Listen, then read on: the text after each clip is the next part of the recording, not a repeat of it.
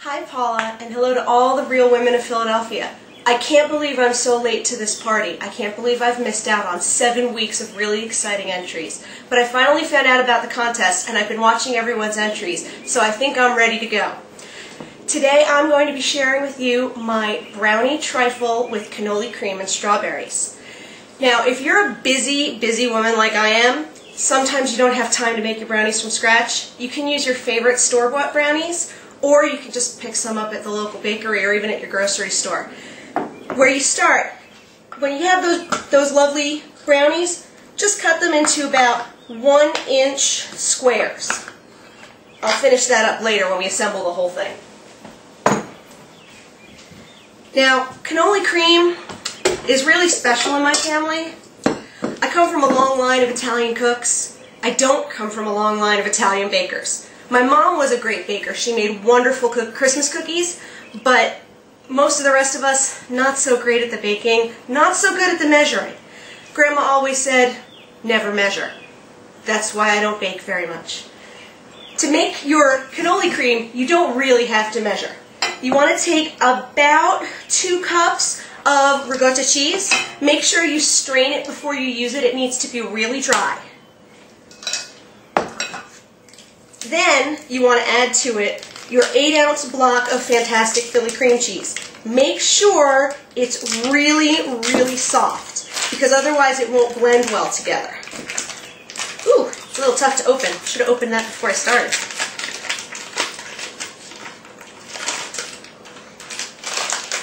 All right. After that, you want to add, eyeball maybe 1/2 to 3/4 of a cup of confectioner's sugar. I usually use more because I like my desserts really sweet. But if you want it to be richer, use less. You're going to use about 2 tablespoons of vanilla extract. Grandma says, never measure, just eyeball it. And a couple of good dashes of cinnamon. If you have cinnamon oil, you can use about 1/4 teaspoon, and that I would measure because it can be really strong. But I usually don't keep cinnamon oil in the house. Take it to your handy-dandy mixer and mix it until it's nice and smooth.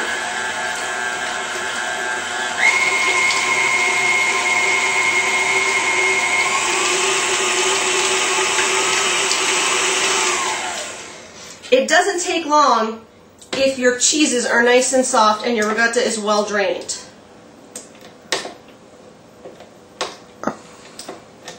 There we go.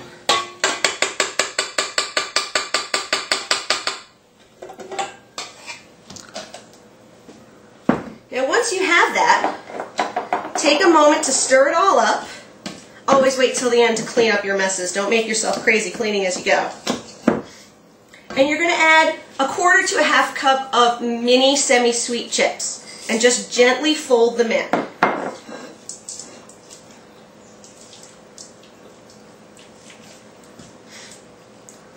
Now if I had cannoli shells, my work would just be starting. But since I don't have cannoli shells, I'm making a trifle instead. Here's where it gets easy. You go back to your brownies, 1-inch squares, and you get ready to crumble them in. I have 2 kids, and they're really young. They're really messy. So any dessert that looks super elegant is only going to be a disaster by the time they get to it. So I don't really spend a lot of time making things that look fancy and elegant. I make things that taste delicious. I want my kids to be able to go crazy on them. So then you get your bowl. If you have a trifle bowl, you can use it, but any old clear bowl will do because it's still going to look pretty. Give yourself a layer of brownie chunks at the bottom. Doesn't matter if they're perfectly cut, they certainly don't need to be. Get a good layer, and then layer on some cannoli cream. Going to use about 1/2 of it. Spread it out so it covers it.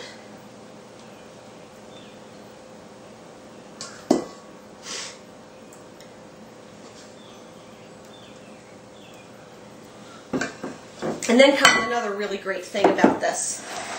In New Jersey, we just started strawberry season about 2 weeks ago. Now the strawberries from my local farm Sferacios are amazing. So I stopped there today to get these. And you want to slice them up and scatter them over your cannolis. Your cannoli cream, I'm sorry. And now slicing strawberries does take a while, but I really much prefer to use the fresh instead of the frozen slice. It just tastes better. And especially if you live somewhere like I do where you can get it fresh and local, it's always the best way to go. If my kids were awake and they could see that I was cutting up all these strawberries and not letting them eat them, they would be really upset.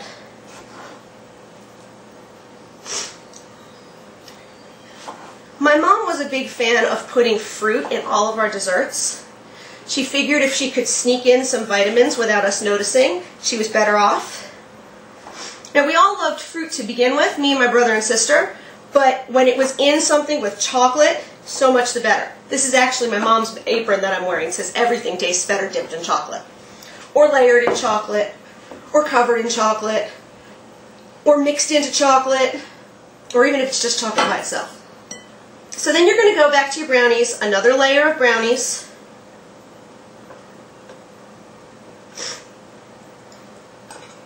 Get those in there.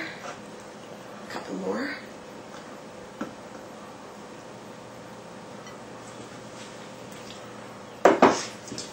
The rest of your cannoli cream, don't miss any of it.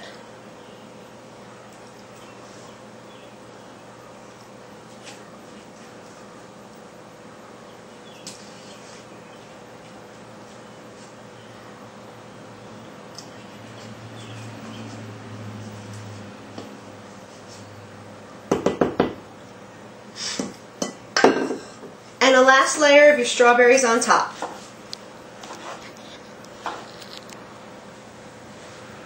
And that's really all there is to this.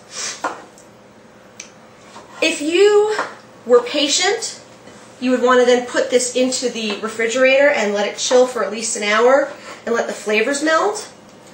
If you were able to do things ahead of time, you could make the cannoli cream the day before and keep it in the refrigerator. Again, it gives it more time for the flavors to melt. I'm not patient. I'm going to try this as soon as I'm done. Just a couple more strawberries.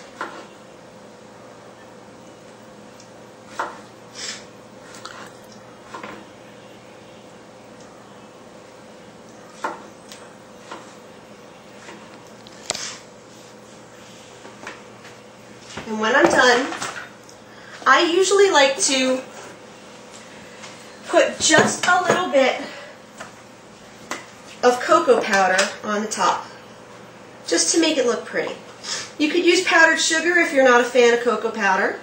If you wanted to, you could whip your own cream and put fresh whipped cream on top. That's really good.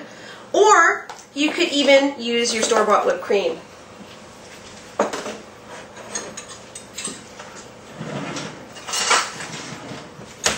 Alright, here's my favorite part. It looks beautiful. You can see your layers. It's got lots of color. But who wants to leave that just sitting there looking pretty? Not me. So dig all the way down to the bottom. Make sure you get good layers. This isn't like an English trifle. It's not going to come out in these beautiful chunks. But man, is it going to be good. Make sure you get all the flavors in one bite. That's so fantastic. Oh, I took way too big a bite, but it's so good. Thank you all so much for taking the time to watch my video. Good luck to everybody who's competing. And Paula, thanks so much for giving us the opportunity to get to know each other and to get some good recipes. Thanks, and have a good night.